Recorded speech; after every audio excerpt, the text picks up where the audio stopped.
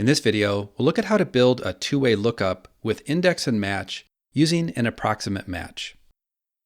Here we have a simple cost calculator, which looks up cost based on a material's width and height. The match needs to be approximate. For example, if the width is 250 and the height is 325, the correct result is 1800.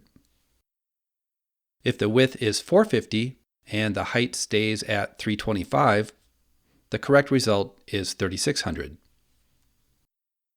We can build a formula that does this lookup using index and match. First, let's get index working as a proof of concept by hard-coding part of the formula.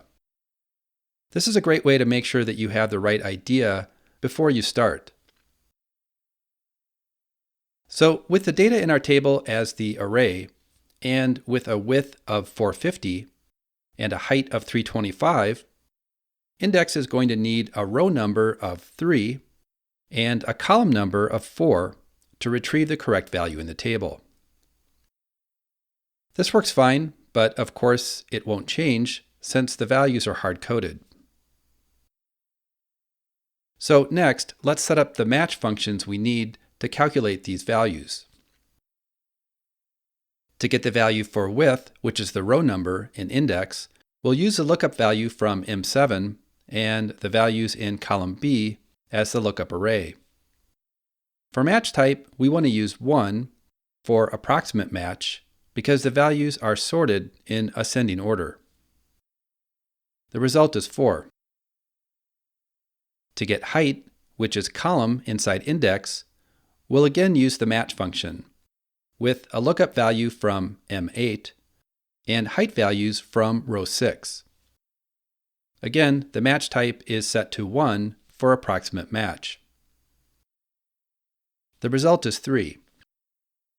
Now, if I change the width to 350 and the height to 550, we'll get a new set of results. These values are exactly what we need for index. So now I'll simply copy and paste the match functions into the original index formula. Width goes in for row number,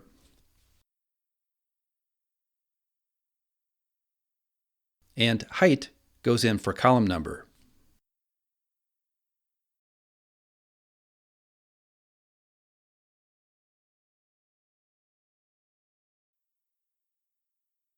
We now have a dynamic lookup that correctly calculates cost based on width and height using approximate matching.